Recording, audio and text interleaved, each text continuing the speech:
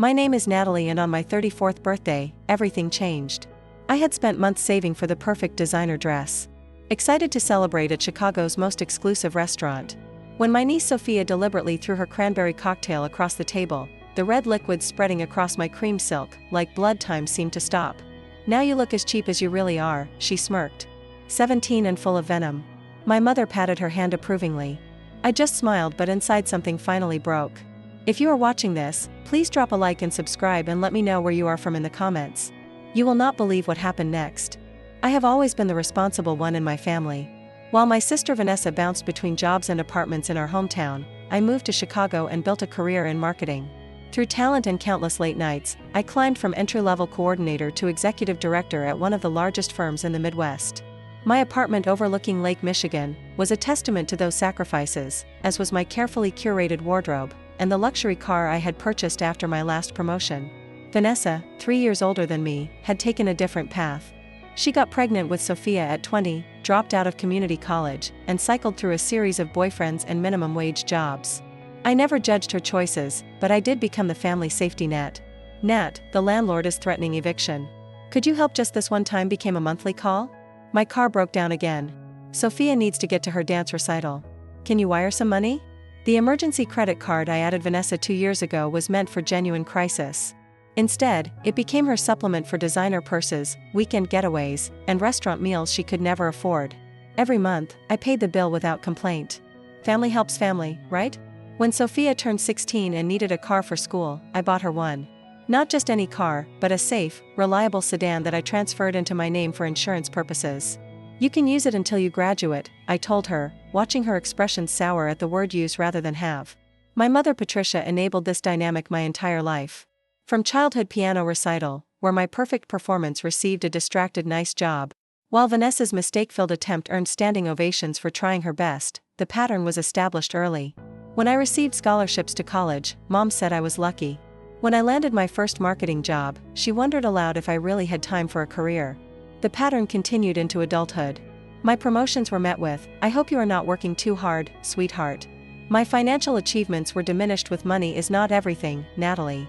Meanwhile, Vanessa was doing her best and has such a big heart despite her repeated financial disasters. Last month, I received another promotion to Executive Vice President of Client Relations. The salary increase was substantial. When I called to share the news, my mother said, "That is wonderful, honey. Did I tell you Vanessa is thinking about taking some online classes? She is so brave." That night, Vanessa called to congratulate me. "Must be nice," she said. "Some of us have real responsibilities, not just fancy offices." I could hear Sophia in the background making gagging noises. Despite everything, I loved them. They were my family, and I believed that one day they would really see me and be proud. That belief sustained me through missed birthdays, backhanded compliments, and financial exploitation.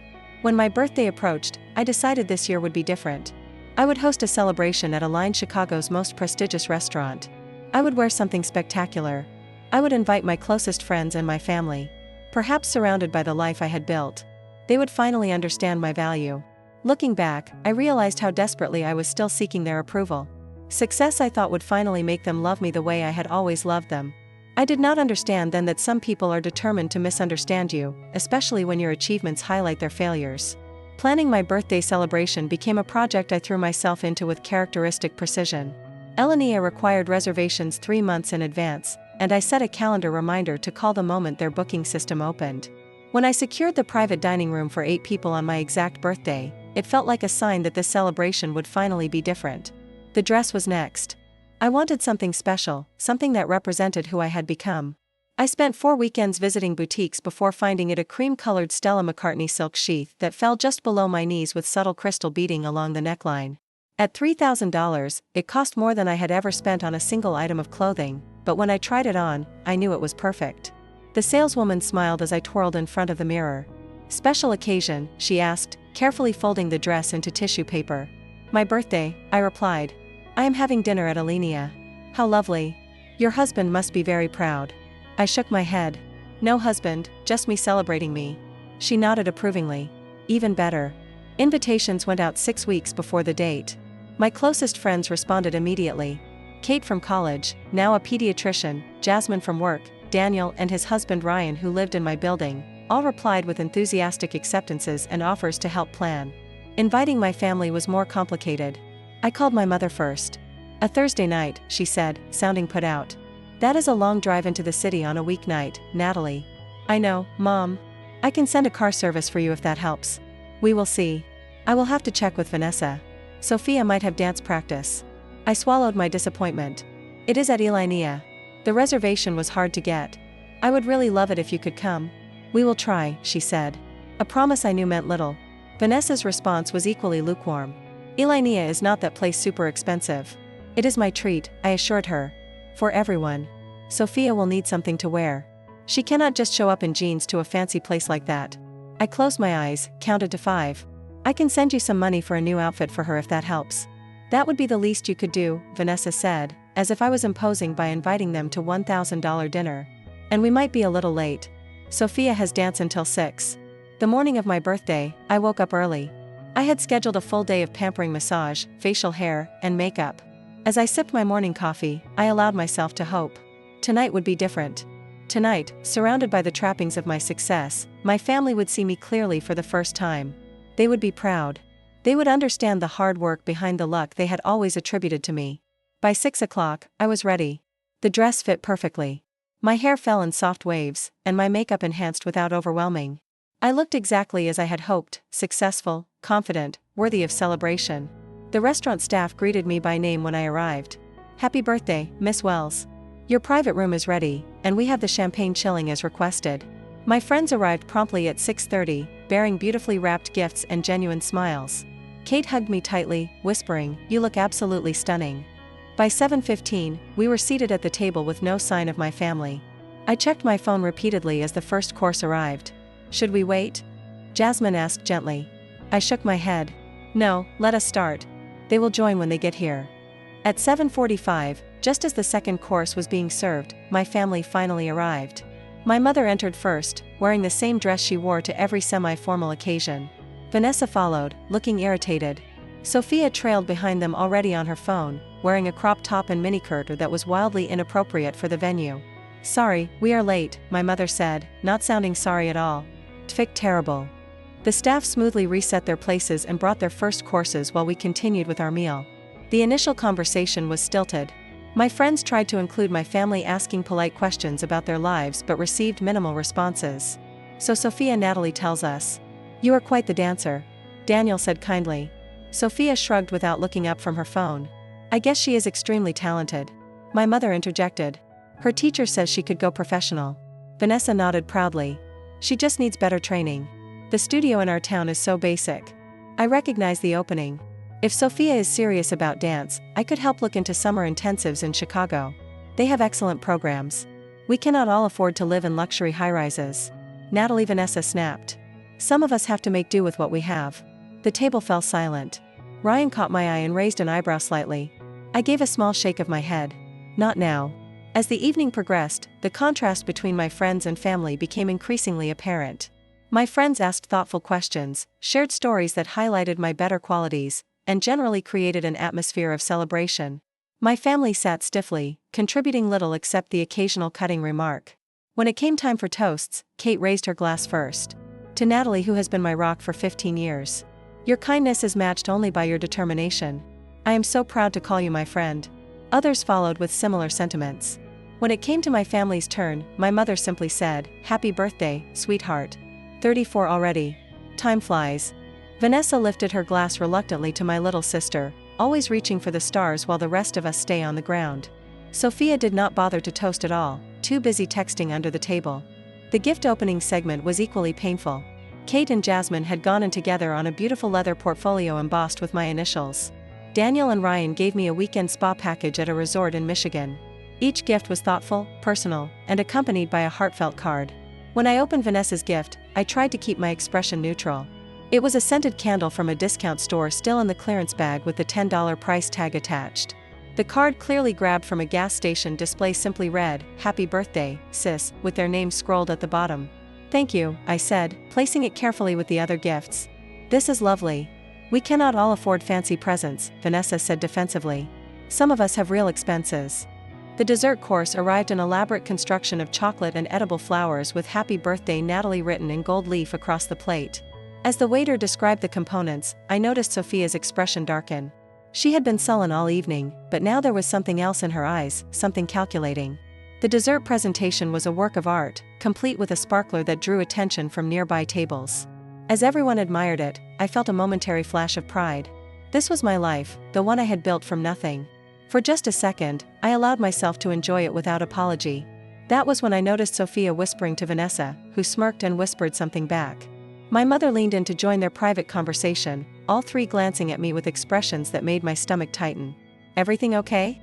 I asked lightly. "Just fine," my mother replied. Sophia was saying how fancy everything is. I turned to my niece, offering an olive branch. "I am glad you could come, Sophia. I know weeknight events are hard with your schedule." Sophia looked directly at me for the first time that evening. "Yeah, whatever. Must be nice to waste money like this when there are people starving."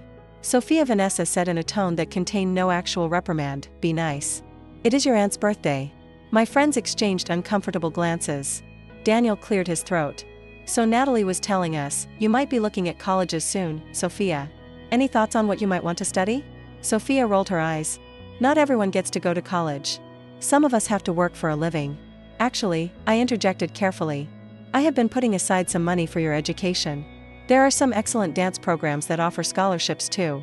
The table fell silent. This was news to everyone, including Vanessa, who looked suddenly confused. "What do you mean you have been putting aside money?" she asked. "A college fund?" I explained. "I started it when Sophia was born. It is not huge, but it should cover community college at minimum, possibly more with scholarships." My mother frowned. "You never mentioned this before." I wanted it to be a surprise when the time was right. And now that Sophia is starting to think about her future, it seemed like a good moment to bring it up. Instead of gratitude, I watched as three faces hardened simultaneously. My mother pursed her lips. Vanessa's eyes narrowed, and Sophia, looking more angry than ever, gripped her water glass so tightly her knuckles widened. "So, you have just been sitting on a pile of money all this time while we struggled?" Vanessa's voice had the dangerous edge I recognized from childhood arguments while I worked double shifts. "While Mom had to reorganize her house to help me with rent." "That is not what I said." I began feeling the evening slipping away from me. "I specifically set it aside for Sophia's education. It isn't a trust. Always the savior." Vanessa sneered, always making the rest of us look bad. My friends were now openly uncomfortable. Kate placed a hand on my arm supportively, but said nothing. What could she say? This was family dirty laundry being aired in the worst possible setting. "Let us just enjoy dessert," I suggested, attempting to salvage the celebration. "We can discuss the college fund another time." "No, let us discuss it now." Sophia suddenly spoke up. "I do not need your charity. I do not need anything from you." "Sophia, honey," my mother tried to intervene. "Your aunt is just trying to help. She is trying to control everything like she always does." Sophia shot back, walking around like she is better than everyone because she has money. Acting like we should be grateful that she throws us her scraps. The restaurant seemed to go quiet around us, though I knew it was just my focus. Narrowing to this horrible moment. The beautiful evening I had planned for months was disintegrating before my eyes. "That is not true," I said quietly. "I love you. I want to help because you are my niece and I care about your future." Sophia stood up abruptly, grabbing her nearly full glass of cranberry cocktail, a non-alcoholic version the restaurant had prepared especially for her. "You want to know what I think of your help?" she said, voice rising. "You want to know what I think of your fancy dress and your fancy restaurant and your fancy life?" Before anyone could react, she tossed the contents of her glass directly at me. The cold liquid hit my chest and face immediately, soaking into the cream silk of my $3,000 dress. Red rivulets ran down the fabric, staining it irreparably. In the shocked silence that followed, Sophia delivered the final blow. "Now you look as cheap as you really are." My friends gasped. Daniel half rose from his chair, but I put my hand up to stop him. The restaurant had definitely gone quiet now. Every table aware of the drama unfolding in our corner. I expected my mother to scold Sophia, to apologize profusely, to do something to acknowledge the cruelty of what had just happened. Instead, she patted Sophia's hand. "I think we should go," she said, standing up. "Natalie, this was all a bit much. You know how teenagers can be when they feel uncomfortable." Vanessa was already grabbing her purse. "We told you this place was too fancy. You should have done something simple if you wanted us to come." I sat, frozen red liquid dripping from my ruined dress onto the white tablecloth. I could feel eyes on me from every direction. The staff hovered uncertainly nearby, unsure how to proceed. "It is fine," I heard myself say, voice steady despite everything. "Thank you for coming." As they walked out, leaving me humiliated in front of my friends and a restaurant full of strangers, I maintained my composure. I dabbed at my dress with a napkin, knowing it was futile. I smiled at my concerned friends. "Well," I said, "I guess the party is ending early." Kate immediately moved to the chair beside me, putting her arm around my shoulders. "Natalie, I am so sorry. That was unacceptable." Jasmine was already talking to the waiter, arranging for our bill to be settled and our remaining desserts to be packed up. Daniel and Ryan flanked me protectively as we made our way out of the restaurant, my ruined dress drawing sympathetic glances from other diners. In the privacy of my apartment, surrounded only by my true friends, I finally allowed myself to cry. The dress was destroyed. The evening was ruined. But more importantly, the fantasy I had clung to for years, that my family might someday see and appreciate me, had been shattered beyond repair. As my friends offered comfort and outrage on my behalf, something hardened inside me. Years of financial support, emotional labor, and desperate attempts to win love had led to this moment of public humiliation. Something had to change. After my friends left, I sat alone in my living room, still wearing the stained dress. I picked up my phone and scrolled through my banking app, looking at years of transactions, tens of thousands of dollars flowing from my accounts to support my sister and niece. The credit card statements showed shopping sprees at high-end stores, spa days, restaurants, far nicer than Vanessa could afford on her own. Then I opened my social media and felt my blood go cold. Sophia had already posted about the incident. A blurry photo of me with the stained dress captioned, "When rich auntie needs to be taken down a peg, number sorry not sorry number. Cheap as Fearly looks." The post had dozens of likes already, including one from my sister. In that moment, something broke free inside me. The need for approval, the desperate desire for family love, the willingness to be used again and again, all of it fell away. In its place was a clarity I had never experienced before. I picked up my phone again and made 2 calls. The first was to my credit card company. The second was to my lawyer. Alone in my apartment, I finally peeled off the ruined dress. $3,000 of silk and beading destroyed in seconds by deliberate cruelty. I hung it in my bathroom, a crimson-stained reminder of this turning point. The shower water ran hot as I scrubbed cranberry juice from my skin and hair. My mind raced through years of similar moments. Vanessa accidentally spilling wine on my graduation dress. Sophia forgetting to tell me about family gatherings. My mother dismissing every achievement with faint praise, followed by a change of subject to Vanessa's latest crisis. Why had I accepted this treatment for so long? The question echoed as I wrapped myself in a robe and sat on the edge of my bed, staring at nothing. My phone buzzed with text messages from friends checking in. "Kate, are you okay? Want me to come back over, Daniel?" That was inexcusable. "We are here for you, Jasmine. Just say the word and I will help you cut those toxic people out." I appreciated their concern, but needed solitude to process what had happened and what I needed to do next. For the first time, I was seeing my family dynamic with perfect clarity. I had been the family ATM, the emotional support animal, the punching bag for their insecurities. Opening my laptop, I pulled up my financial records. The evidence was damning. In the past 5 years alone, I had given Vanessa over $78,000 in emergency assistance. The credit card I had added her to as an authorized user showed monthly charges at clothing stores, hair salons, restaurants, and hotels. Not necessities, but luxuries.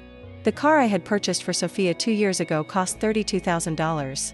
I had paid the insurance maintenance and even gas through a monthly stipend to Vanessa. The vehicle was registered in my name for insurance purposes. But Sophia treated it as her personal property, often posting photos of herself posed against it on social media with captions like "My ride and perks of being me." Speaking of social media, I forced myself to look at Sophia's latest posts. In addition to the photo of me with the stained dress, she had posted several videos from the restaurant. Secretly recorded one showed me opening Vanessa's cheap gift, zooming in on my face with a caption, "Auntie pretending to like the dollar store candle while sitting in her 1,000 dress number, fake number, rich people problems." The comments from her friends were worse. "Did she cry when you ruined her dress? Bet she has 10 more just like it. Rich people need to be taken down sometimes." My sister had liked and commented on several of these posts with laughing emojis. My phone rang, startling me. It was Kate again, concerned by my silence. I answered, voice steadier than I expected. "I am okay," I told her. "Actually, I am better than okay. I think I finally see things clearly." "What are you going to do?" she asked. "What I should have done years ago. Stop enabling them." After we hung up, I made a list of all the ways I had financially supported my sister and niece. The credit card was the most immediate issue. As the primary card holder, I had every right to remove Vanessa as an authorized user. The car was legally mine. The registration and insurance in my name, the monthly transfers to Vanessa's account could be stopped with a few clicks. For hours, I researched my options.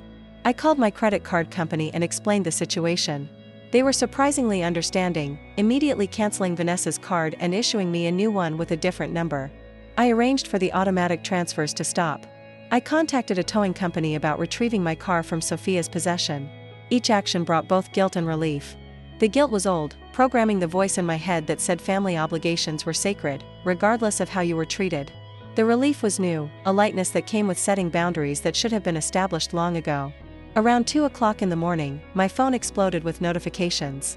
Vanessa had tried to use the credit card for a late-night fast food run and found it declined. Her text messages escalated from confusion to anger. Card not working. Need you to call the bank.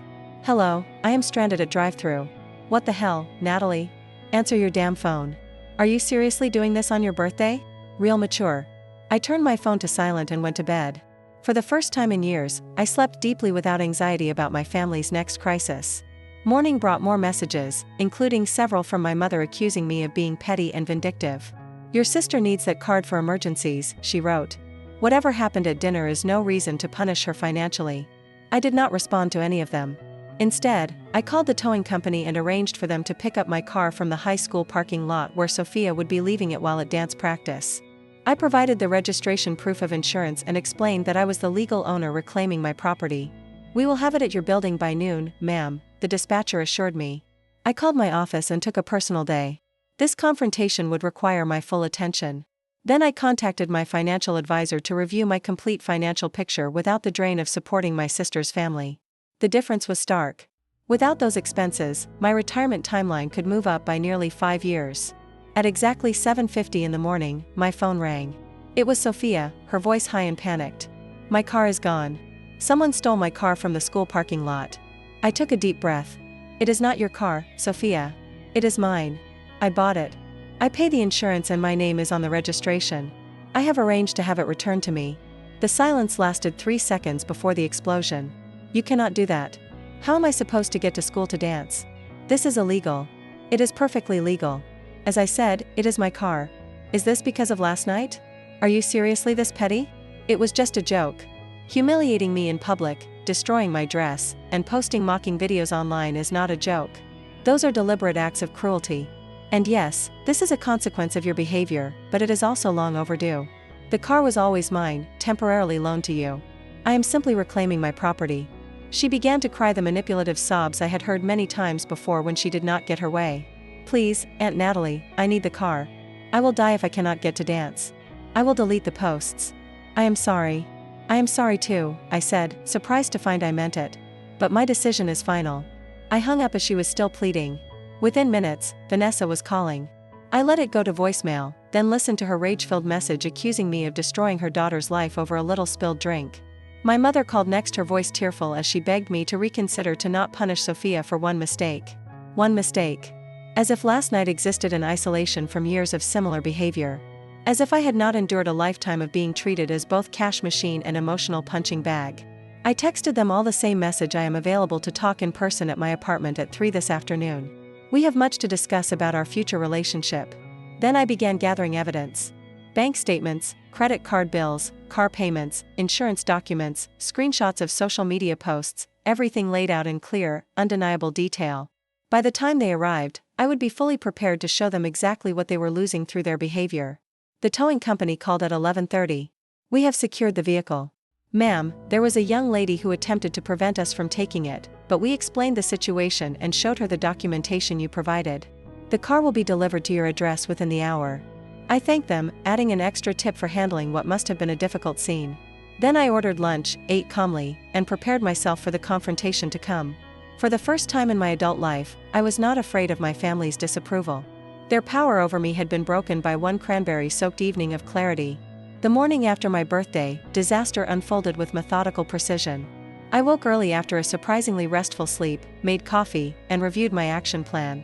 The clarity I felt was almost euphoric, like breaking the surface after years underwater. My first call was to the credit card company at exactly 8 a.m. when their customer service opened. Good morning. This is Natalie Wells. I need to remove an authorized user from my account immediately. The representative was professional but curious. May I ask the reason for the removal? The authorized user has misused the card for non-emergency personal expenses against our agreement. I understand, Miss Wells. I can take care of that right away. You should know that any pending charges will still be processed, but no new charges can be made after we deactivate the card. That is fine, and I would like a new card issued to me with a different number. Of course, we will rush that to you. Is there anything else I can help with today? No, thank you. That takes care of everything. The entire call took less than 10 minutes. After years of paying Vanessa's excessive charges without complaint, it felt surreal how easily I could end the financial drain. One phone call and a major avenue of exploitation was closed.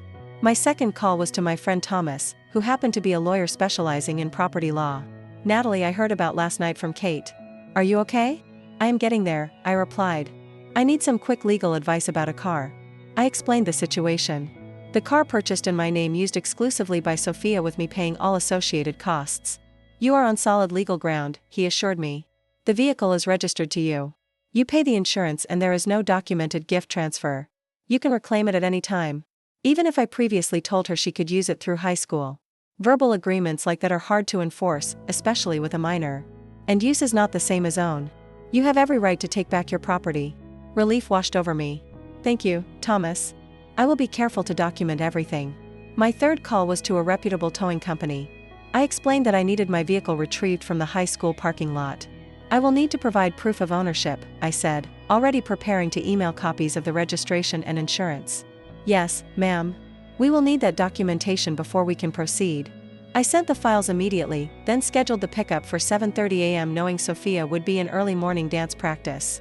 Please be discreet, I requested. There may be some confusion about the ownership. We understand our drivers are trained to handle delicate situations. Next, I called my financial advisor. We had a standing quarterly meeting, but this could not wait. Janet, I need to review my financial commitments. I am making some significant changes to my family support arrangements. Janet had long questioned my level of financial support to my sister, though she had always been professionally tactful about it. I have time this afternoon if you would like to come in, she offered. Perfect. I will see you at 1. The final preparation was emotional. I sat down with my journal and wrote out exactly what I wanted to say to my family. No accusations, no recriminations, just facts. The total amount spent, the ungrateful responses, the public humiliation, the clear path forward. By 9:30 a.m. and the first crisis call came through, Vanessa voiced shrill with panic. Natalie, my card was declined at the gas station. There must be some mistake. I took a deep breath. There is no mistake, Vanessa. I have removed you as an authorized user from my credit account. A stunned silence. Then you did what? I closed your access to my credit card permanently because of last night. Are you serious right now? It was just a stupid dinner. It was my birthday celebration and your daughter deliberately humiliated me, destroyed a $3,000 dress, and then posted mocking videos online. You liked and commented on those posts. But this is not just about last night. This is about years of financial dependence that has created an unhealthy dynamic between us. So you are just cutting me off just like that? How am I supposed to pay for anything? The same way other adults do with your own money from your own job. Her tone shifted from outrage to pleading. Natalie, please. I have bills due next week. Sophia needs new dance shoes. Mom needs her prescription filled. The familiar guilt tugged at me, but I held firm. I am sorry you are in this position, but it is not my responsibility to manage your finances anymore. You selfish, she hissed, reverting to anger when manipulation failed after everything I have done for you.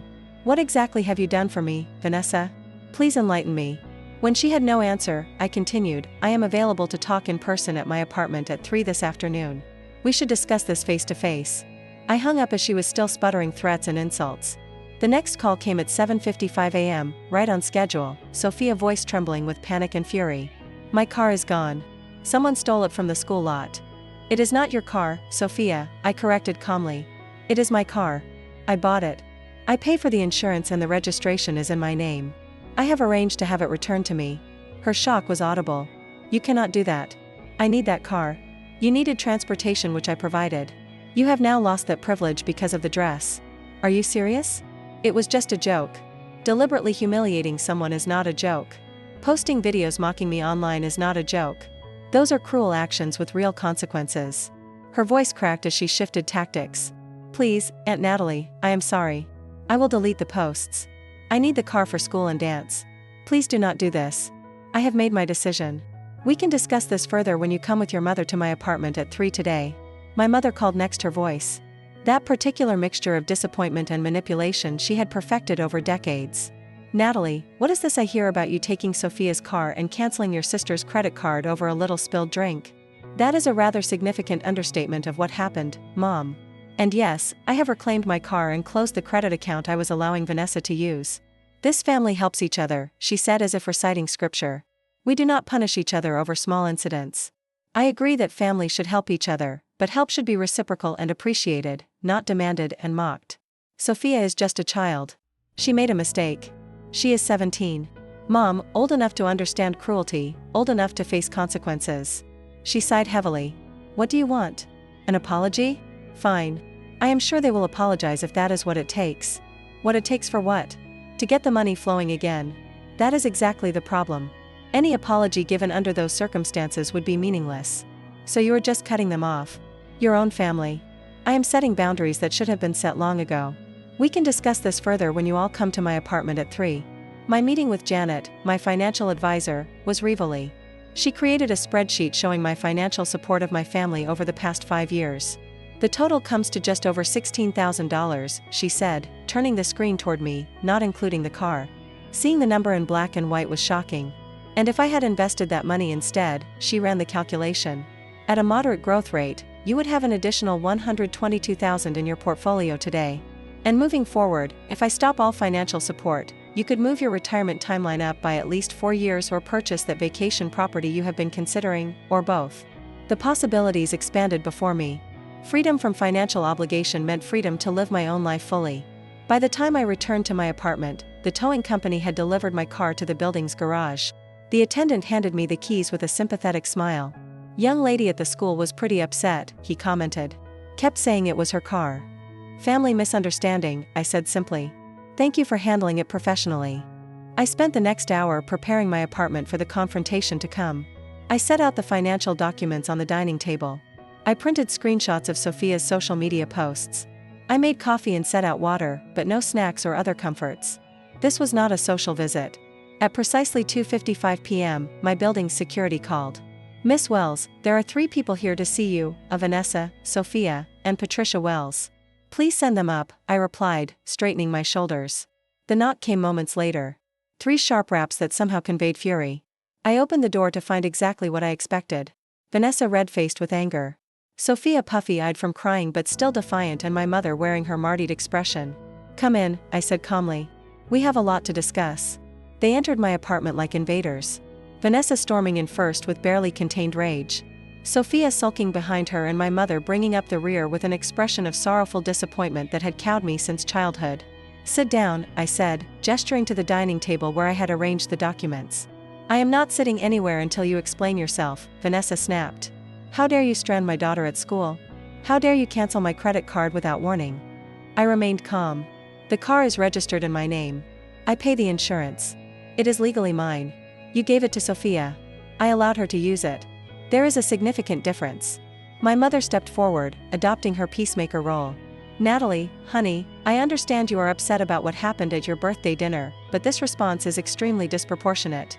Is it? I asked, pulling out a chair for myself and sitting down. Please, all of you sit. I want to show you something. Reluctantly, they took seats around the table. Sophia immediately slumped in her chair, arms crossed defensively over her chest. These are my bank records for the past 5 years. I began sliding a folder toward them. They show every transfer made to Vanessa's account. The total is $47,632. Vanessa's eyes widened slightly, but she said nothing. These are the credit card statements for the account I allowed you to use for emergencies. I continued pushing another folder forward. The total charges come to $3,418. Items purchased include designer clothing, restaurant meals, concert tickets, and spa treatments. Not what most people would consider emergencies. My mother cleared her throat uncomfortably. Family helps family. Natalie, you have been blessed with financial success. I have worked extremely hard for my financial success. I corrected her. 60 to 70-hour weeks for years, sacrificed relationships and personal time. Earned every promotion through excellence. I turned to the next document. This is the purchase agreement for the car Sophia has been using. $32,000 plus insurance and maintenance costs of approximately $4,000 annually, all paid by me. Sophia had the grace to look slightly ashamed, though she still would not meet my eyes.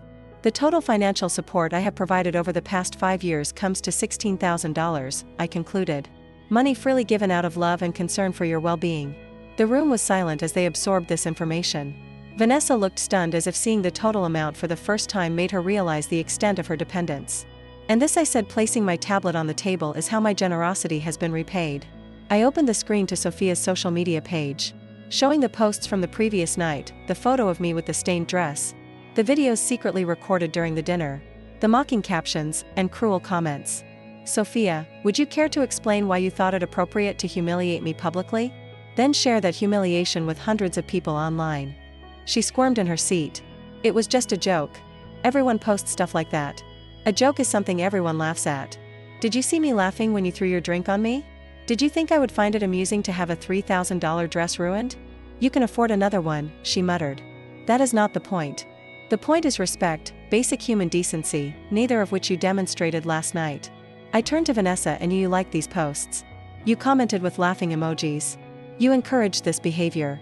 "I did not think it was that serious," she defended weakly. "And you," I said finally to my mother. "When Sophia threw her drink on me, you took her side. You comforted her as if she was the victim." My mother looked genuinely confused. She was upset. She was upset because she had just deliberately humiliated me in public. "And your first instinct was to comfort her, not to address her appalling behavior." I stood up and walked to the window, gathering my thoughts before turning back to face them. "For years, I have supported you financially and emotionally. I have never asked for anything in return except basic appreciation and respect. Last night made it crystal clear that I cannot even expect that much from you." Vanessa seemed to finally grasp the severity of the situation. "So, you are just cutting us off completely?" "I am establishing boundaries that should have been in place long ago. The credit card is canceled. The financial support is over. The car is mine again. How am I supposed to get to dance?" Sophia burst out. "How am I supposed to get to school? The same way thousands of other teenagers do. Walk, take the bus, ask your friends for rides. This is not fair. Neither is being mocked and humiliated by someone I have generously supported for years." My mother tried a different approach. "Natalie, I understand you feel hurt, but this feels like punishment, and family should not punish each other. This is not punishment. These are natural consequences. When you mistreat someone who has been supporting you, that support may end." The reality of their situation was beginning to sink in. Vanessa looked pale. "The rent is due next week. I cannot make it without your help. I am sure you will figure something out. Perhaps a second job or a roommate. And Sophia's dance classes. Her college fund. The college fund still exists. It is in a trust that she can access when she enrolls in higher education. As for dance classes, that is something you will need to budget for yourself." Now, Sophia's eyes widened.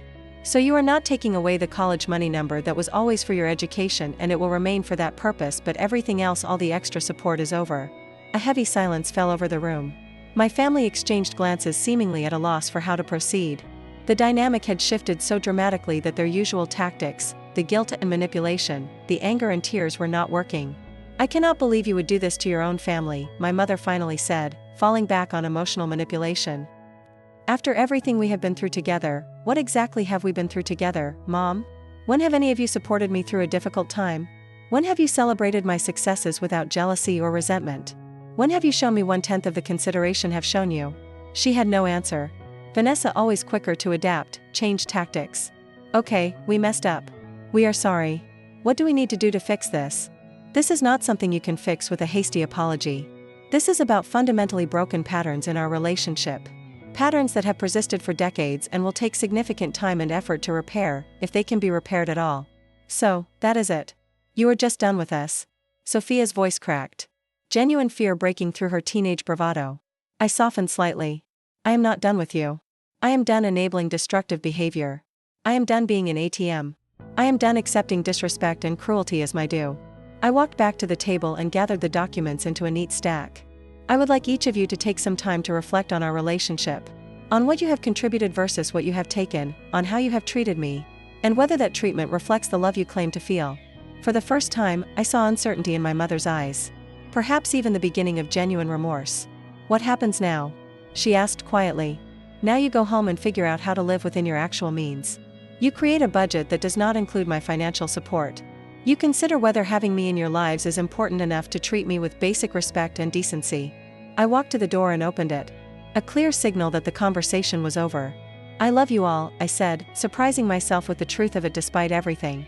"But I will no longer accept being loved conditionally or treated disrespectfully."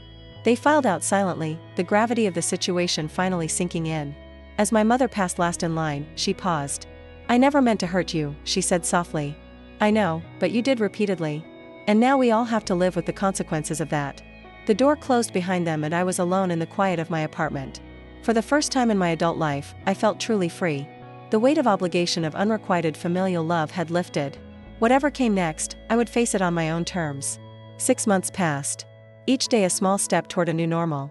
Spring gave way to summer, and summer faded into fall. My life transformed in ways both subtle and profound. The first month after our confrontation was the hardest. My phone buzzed constantly with messages alternating between anger pleading and guilt tripping. I responded factually and calmly to direct questions but refused to engage with emotional manipulation. Eventually, the barrage slowed, then stopped entirely for 2 weeks. The silence was both painful and peaceful. Then came a text from Sophia that changed everything. "I got a job at the mall. Saving for a car, not asking for money. Just wanted you to know." That simple message, free from demands or accusations, was the first tender shoot of something new growing from the scorched earth of our relationship. I replied simply, "I am proud of you." That is not easy. Vanessa's transformation took longer. According to my mother, she cycled through rage, depression, and finally reluctant acceptance. 3 months after our confrontation, she found a better paying job as an office manager and moved to a smaller apartment she could actually afford. When she finally reached out, her message was unexpected. "Thank you for forcing me to stand on my own. I hate that it took this, but I needed the push." My mother was the most complex case. Decades of enabling Vanessa and dismissing me could not be undone quickly. We began with brief, carefully neutral phone calls once a week. She struggled to break old patterns, occasionally slipping into comments about how Vanessa and Sophia were suffering without my support. But I gently redirected these conversations every time. "I am glad to hear about Vanessa's new job. I would say that must be a relief for everyone." Slowly, my mother began to see me clearly, perhaps for the first time. She asked questions about my work, my friends, my life, with genuine interest rather than cursory politeness. During one call, she surprised me with an observation. "You sound different, Natalie. Happier." "I am," I replied. "Setting boundaries has been good for me." "I can see that now," she said thoughtfully. I wish I had been better at seeing you before." It was not quite an apology, but it was a start. By the 6-month mark, we had progressed to monthly family dinners, not at expensive restaurants, but at my mother's house. Simple meals where we were relearning how to be together without the distortions of financial dependence. Sophia, now working part-time and focused on college applications, had matured remarkably. During one dinner, she asked if she could speak with me privately after the meal. We walked in my mother's garden as evening fell. "I need to apologize properly," she said, looking me in the eye. "What I did at your birthday was cruel and stupid. I was jealous of your life, your success. It seemed so easy for you and so hard for Mom and me." "It was never easy," I told her. "I worked incredibly hard for everything I have. The difference was that I took responsibility for my choices." She nodded. "I understand that now. Working for minimum wage has been educational." I laughed at her dry tone. "I bet it has. The thing is," she continued, "I actually like earning my own money. It feels good to buy something and know it is really mine, not a handout. That is how independence works." I agreed. "It is harder but more satisfying." "About college," she said hesitantly. "Is that trust fund really still there?" "It is. Education was always the plan for that money and it still is." Her relief was palpable. "Thank you. I am applying to state schools with dance programs. More practical than my old plans." "That sounds like a wise decision." As we walked back toward the house, she asked, "Are we okay, you and me?" "We are getting there," I answered honestly. Trust takes time to rebuild. Vanessa's transformation was perhaps the most profound. Without the safety net of my financial support, she had found resources within herself she never knew existed. She was taking night classes in accounting, building skills for long-term career growth. During a rare sister lunch, just the two of us, she confessed, "I resented you for so long. Your perfect life, your freedom. I told myself you had it easy because you did not have a child, because you left home, because you were lucky. And now," I asked, "now I see that you made choices and I made choices. Different choices led to different outcomes. That is not your fault." It was the closest we had ever come to a genuine connection as adults. My mother took the longest to truly change, but small shifts were happening. She began treating me and Vanessa with more equality, acknowledging my accomplishments without immediately pivoting to Vanessa's struggles. During a private moment after dinner one night, she took my hand. "I failed you as a mother," she said simply. "I favored your sister because she seemed to need me more. I took your strength for granted. I am sorry, Natalie. Truly sorry." Tears sprang to my eyes at the words I had needed to hear for decades. "Thank you, Mom." My own life flourished in unexpected ways. Without the constant drain of supporting my family, I had energy and resources for new pursuits. I took a photography class I had always been interested in. I dated more, no longer constantly available for family emergencies. I even took a 2-week vacation to Italy, something I had dreamed of for years. When my 35th birthday approached, I considered letting it pass quietly. The memory of the previous year's disaster was still fresh. But Kate convinced me otherwise. "You cannot let one bad experience rob you of celebrations forever," she argued. "Just do it differently this time." So, I planned a small gathering at my mother's house. No expensive restaurant, no designer dress, just family and close friends, a home-cooked meal, and genuine conversation. As we sat around the table, I looked at the faces of my family. Still imperfect, still learning, but trying now in ways they never had before. Sophia had made me a handmade card that showed real effort and thought. Vanessa had bought me a simple but thoughtful gift within her actual budget. My mother had prepared all my favorite foods from childhood. When it came time for toasts, my mother stood first, surprising everyone. To my daughter Natalie, she said, voice steady, who had the courage to show us all a better way to be family, who loved us enough to stop enabling our worst behaviors. "I am proud of the woman you have become and grateful for the chance to truly know you now." Glasses clinked as emotions ran high around the table. The journey had been painful, but the destination was worth it. We were building something new from the ashes of unhealthy patterns, something based on mutual respect rather than dependence and resentment. Later that evening, as guests began to leave, Sophia approached me with an envelope. "I saved for my job," she said, handing it to me. "It is not much, but I wanted to repay you at least symbolically for the car and everything else." Inside was $200 in carefully counted bills. "Sophia, you do not need to do this," I began. "I want to," she insisted. "It is important to me to show you I understand now." I accepted the envelope with the gravity it deserved, recognizing it not for its monetary value, but for what it represented: accountability, growth, respect. As I drove home that night, I reflected on the lesson of the past year. Sometimes the greatest act of love is saying no. Sometimes the hardest boundaries are the ones most necessary for growth. And sometimes family has to break before it can be properly rebuilt. The relationship with my family was still healing, still evolving. There would be missteps and old patterns to overcome. But for the first time, I felt hopeful that we were moving towards something healthier, something based on mutual respect rather than obligation and resentment. The journey had been painful but necessary. By standing firm in my worth, I had given my family the opportunity to rise to their best selves rather than continuing to sink into entitled dependence. And I had given myself permission to be valued, respected, and truly loved. If you have ever dealt with entitled family members or struggled to set boundaries with loved ones, please share your experiences in the comments below. How did you handle it? What worked for you? And if you enjoyed this story of family transformation, please like, subscribe, and share with someone who might need to hear it. Remember, sometimes the hardest choices lead to the most necessary healing. Thank you for listening to my story, and may you find the strength to create healthy boundaries in your own relationships.